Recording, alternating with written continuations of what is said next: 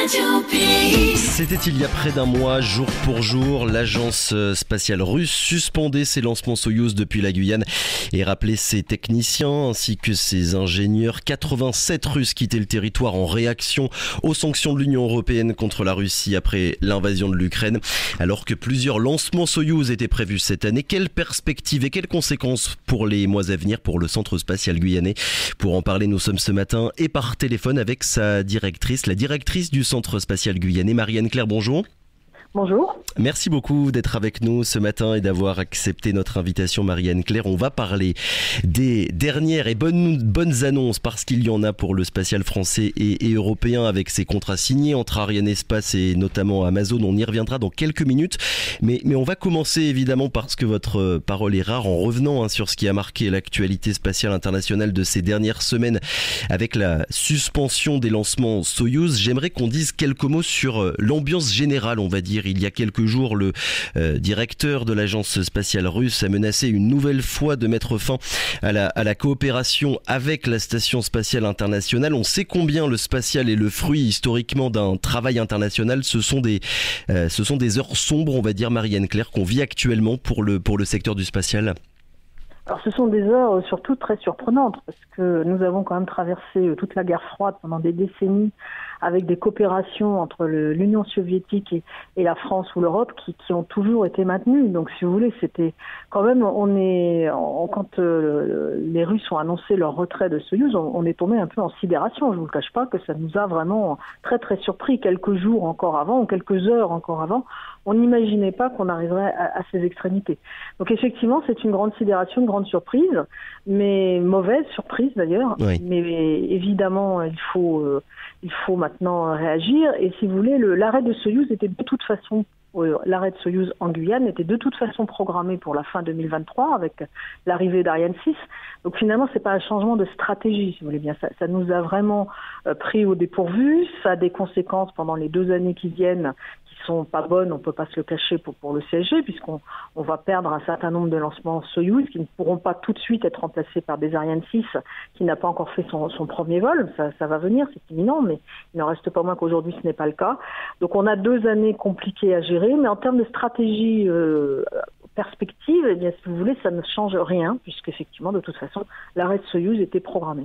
Pas de changement de stratégie, on l'a bien compris, avec l'arrivée à venir d'Ariane 6. Malgré tout, les mois qui viennent étaient censés être une période de transition, on va dire, entre Ariane 5 et Ariane 6, avec du coup une coopération cruciale entre les Européens et les Russes. Cette crise-là, elle n'arrive pas au pire moment, entre guillemets, pour vous, malgré tout ? Je pense qu'elle arrive au pire moment, je ne sais pas, mais elle n'arrive pas à un bon moment, ça c'est absolument indéniable. Je pense que les Russes l'ont fait aussi, se sont bien rendus compte que c'était le moment ou jamais de frapper. Ils savaient très bien que de toute façon fin 2023 les choses seraient différentes. Il y avait beaucoup de discussions avec eux où on était dans une stratégie aussi de leur expliquer que de toute façon Soyouz à Kourou, eh bien probablement ça allait s'arrêter, sauf si on trouvait d'autres peut-être missions, ce qu'on est en train de chercher, mais enfin pour le moment les discussions étaient assez théoriques, on va dire. Donc je crois qu'ils ont considéré que de toute façon ils, entre guillemets, perdaient pas grand-chose à arrêter tout de suite et étaient médiatiquement très très symboliques. Il faut comprendre aussi quand même que les 5 Soyouz qu'on ne fera pas depuis le CSG, c'est autant de travail pour les Russes aussi qu'ils n'auront pas. Parce que si vous voulez, les premiers touchés aussi, c'est eux-mêmes, avec les arrêts à Kourou et avec les arrêts à Baïkonour pour le compte d'Arianespace. Donc pour eux, ça leur fait un manque à gagner et une baisse d'activité significative. Mais je ne veux pas négliger le fait que pour le CSG, c'est effectivement 2 années compliquées. Il y avait donc du coup plusieurs lancements, Soyouz 5, vous l'avez dit, prévus en 2022 et 2023. Voilà, prévu dans les mois à venir. Il faudra combien de temps pour se remettre, on va dire, de cet arrêt ? Écoutez, il faut que Ariane 6 arrive le plus tôt possible et les lancements qui étaient prévus sur Soyouz vont être redirigés vers Ariane 6, notamment le lancement de Galileo qui était prévu cet automne et puis le lancement également de CSO, le satellite de défense militaire dont on a déjà lancé 2 exemplaires depuis le CSG. Eh bien, CSO numéro 3, donc sera également lancé avec un Ariane 6 à une date qui reste encore à construire. Évidemment, le manifeste de lancement est maintenant complètement à reconstruire. Alors sans parler du planning de lancement, on va dire, Marie-Anne Clerc, pour qu'on se rende bien compte, qu'est-ce que le départ des Russes a signifié pour vous au Centre spatial guyanais ? Alors déjà, ça a signifié, j'ai eu une stupéfaction un samedi matin où je me suis réveillée et où j'ai appris par les téléscripteurs, comme on dit dans le temps, vous savez, que effectivement les Russes se retiraient du CSG et effectivement nos collègues russes sur le site avaient reçu l'ordre de partir.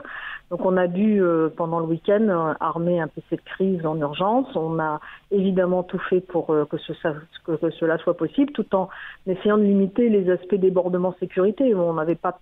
C'est des équipes qu'on connaît bien, mais enfin, on était quand même dans une période de guerre, donc c'était un peu, comment dire, on a pris des précautions. Je pense qu'on a pris peut-être plus de précautions que nécessaire, mais c'était sûrement comme ça la meilleure attitude à prendre.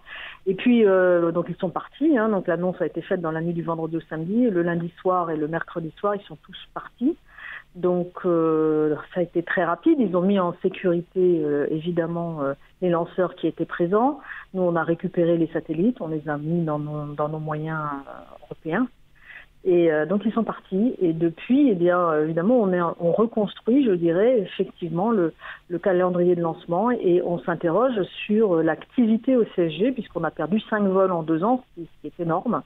Donc évidemment, il y a une baisse de charge, une baisse d'activité, une baisse de recettes aussi, parce que vous savez que nous travaillons sur un sujet éminemment commercial, donc évidemment. Nous avons des dépenses et des recettes, et donc là il y a une baisse de recettes qui conduit donc à une baisse d'activité significative, avec des discussions avec les différents industriels de la base pour savoir comment passer cette vallée du désert, comment passer ce mauvais cap, sachant que en éclairage de tout cela, parce que c'est pas négligeable, et c'est même un élément, un facteur dimensionnant, nous avons la fameuse annonce d'Amazon qui conduit à 18 lancements au CSG, donc une remontée d'activité très forte à partir de 2024. Donc on ne traverse pas le désert de la même façon quand on sait que derrière les prairies sont vertes ou quand on sait que derrière c'est le désert à l'infini. Voilà, donc nous sommes dans une période difficile avec un regain d'activité significatif d'ici 2 ans et demi. Alors on reviendra dans quelques minutes sur ce contrat historique qui a été signé entre Arianespace et Amazon. Mais d'abord, j'aimerais juste savoir, Marie-Anne Clerc, vous poser la question de savoir si vous êtes encore, vous au CSG, en contact avec les Russes de manière générale. Je vais évidemment pas parler de Vladimir Poutine, je me doute bien qu'il n'y a pas de relation à ce niveau-là, mais avec vos homologues russes, on va dire, est-ce qu'il y a encore des connexions ou bien c'est vraiment l'encéphalogramme plat depuis ces dernières semaines ? Au niveau du CSG, c'est l'encéphalogramme plat. Oui. Effectivement, nous n'avons pas de connexion avec nos homologues russes. Peut-être qu'Arianespace, dans le cadre d'un certain nombre de négociations commerciales, et notamment sur ce qui s'est passé à Baïkonour, également sont en contact avec eux, ça faudra leur demander. Mais nous, côté base et côté CSG, nous ne sommes pas en relation avec les Russes. Alors, des bonnes nouvelles malgré tout, vous avez commencé à en dire quelques mots. La dernière en date, c'est la signature d'un contrat pour le lancement de Sentinel-1C. Ce sera au premier semestre 2023 à bord d'une Vega C depuis le centre spatial guyanais. Il y a eu aussi ce contrat jugé historique avec Amazon. Il y aura donc 18 lancements, c'est bien ça, qui seront étalés sur combien de temps ? Sur 3 ans, donc ça fait quand même 6 lancements par an, donc sur une cadence. Aujourd'hui, nous avons une cadence de lancement qui est assez faible depuis 2020. On est à 7 lancements, alors que la base, c'est faire 11 lancements. Donc, on est déjà dans une période assez peu active, on va dire. Ça, c'est lié à la concurrence internationale et puis à la baisse également d'activité côté satellite de télécommunications. Donc, nous avons 2020-2021 qui n'étaient pas 2 années très fortes, avec 7 lancements. Cette année, on risque d'être, avec l'arrêt de Soyouz, on risque d'être à 6. Donc, ce qui n'est pas bon non plus. L'année prochaine, on sera peut-être entre 5 et 7. Les dés ne sont pas encore jetés, les choses ne sont pas complètement claires, mais on voit bien qu'on est en dessous de notre activité de 11 lancements. Donc, quand on va lancer Amazon avec 6 lancements par an, sur 11, vous voyez, c'est déjà plus de la moitié qui sera pris par Amazon, avec les les lancements habituels, que sont les lancements institutionnels, les lancements commerciaux, les autres lancements commerciaux, les lancements Vega, vous venez de le dire également, le carnet de commandes de Vega C maintenant est très plein. Il y a énormément de satellites qui sont intéressés par les performances de ce lanceur. Donc à horizon 2024-2025, on va dire 2025 plutôt, on se positionne presque autour de 14 lancements, entre 13 et 15 lancements par an, ce qui va être une grosse période d'activité, effectivement. Pendant au moins 3 ans. Sachant que les constellations de télécommunications telles que Starlink que fait SpaceX ou telles que Kuiper que fait donc Amazon, l'Europe veut également se doter d'une constellation de même nature. C'est un grand projet qui est porté par le commissaire Breton et qui prendra la relève derrière Kuiper en termes de lancement, j'entends, non pas en termes de mission, ce sera une mission purement européenne. Donc en termes de lancement, ça prendra le relève au CG. Donc je pense que pour les années qui viennent, on est sur des perspectives qui sont très, très favorables. Une bonne nouvelle, cette signature de contrat avec Amazon sur le plan économique, hein, quand on connaît la concurrence avec SpaceX. On se souvient que OneWeb a remplacé Soyuz par SpaceX pour compléter sa constellation de satellites elle aussi. Oui, absolument. Donc sur ces sujets-là, SpaceX est le concurrent direct d'Ariane 6, c'est un fait. Non négligeable, mais enfin en l'occurrence, Kuiper a préféré Ariane 6 à SpaceX. Donc on voit que nous avons aussi des cartes à jouer dans notre manche. Alors Ariane 6, justement Marianne-Claire, 2022 sera l'année du vol inaugural de la nouvelle fusée européenne. Il va y avoir des premiers allumages, c'est bien ça, pour tester les moteurs ce mois-ci ? Alors, il y a un certain nombre d'essais, ce qu'on appelle les essais combinés, qui sont combinés entre le lanceur qui a été développé en métropole et le segment sol, le pas de tir. Je pense que tous vos auditeurs ont d'une façon ou d'une autre pu voir des photos du pas de tir en presse guyanaise. Donc, entre ce lanceur fabriqué en Europe et ce pas de tir fabriqué en Guyane. Et c'est en ce moment les premiers moments où on va mettre ce lanceur sur ce pas de tir et s'assurer qu'on peut effectivement le charger en ergol, qu'on peut faire tous les tests qui sont nécessaires avant le lancement et qu'on peut allumer ce lanceur et le faire décoller. Donc c'est ce qu'on appelle les essais combinés, qui sont combinés entre le lanceur et son pas de tir. Et des tests combinés du coup qui vont durer combien de temps à peu près ? Écoutez, c'est à peu près une période de tests d'essais combinés, c'est à peu près de l'ordre de 9 mois. Donc actuellement, on est en train, sous la pression de l'arrêt de Soyuz, on est en train d'étudier la possibilité de réduire encore la durée de ces essais, soit en reportant certains essais après le premier FM1, s'ils ne sont pas nécessaires justement pour ce premier lancement. Le premier lancement se fera avec une Ariane 62, c'est-à-dire avec 2 boosters latéraux. Et évidemment, tous les tests qui sont nécessaires pour s'assurer qu'avec 4 boosters latéraux, par exemple, ça fonctionne également, on va les reporter à plus tard, puisqu'on va essayer d'avancer le plus possible le premier lancement Ariane 6. Et puis, à peu près entre 6 et 9 mois d'essais à venir pour faire un premier lancement, on l'espère, avant la fin de l'année. Oui, on parle de courant 2022, de milieu d'année. Est-ce que vous avez... Fin 2022 Oui, fin 2022. Et voilà. Et donc, si on fait des essais, c'est aussi parce qu'on a des choses à vérifier. Dans les choses à vérifier, des fois, tout ne marche pas comme à la parade. Le but évidemment. des essais, c'est bien évidemment d'identifier des anomalies. Ce sera la première fois que, je vous le dis, ce nouveau lanceur verra son nouveau pas de tir. Donc, même si les ingénieurs ont beaucoup travaillé sur les interfaces et sur ont ciselé les interfaces entre les deux, aujourd'hui, maintenant, c'est la vérité qui fera loi et on verra si tout ça, ça marche. Ça serait surprenant que tout marche du premier coup. Voilà. La majorité des choses vont marcher du premier coup. Alors, autre sujet, Marianne-Claire, il y a quelques mois, le CNES a lancé un appel à candidature pour accueillir des micros et des mini-lanceurs au Centre spatial guyanais. Ça se fera sur le site Diamant. Donc, c'est pour lancer à terme des petits satellites, c'est bien ça ? C'est ça. Alors, les petits satellites, on peut les lancer de 2 façons. On peut soit les lancer en passagers de grosses missions, notamment sur Ariane 5, sur Vega C. On lance beaucoup de petits satellites en passagers, si vous voulez, de nos grosses missions. Donc ça, c'est une première option.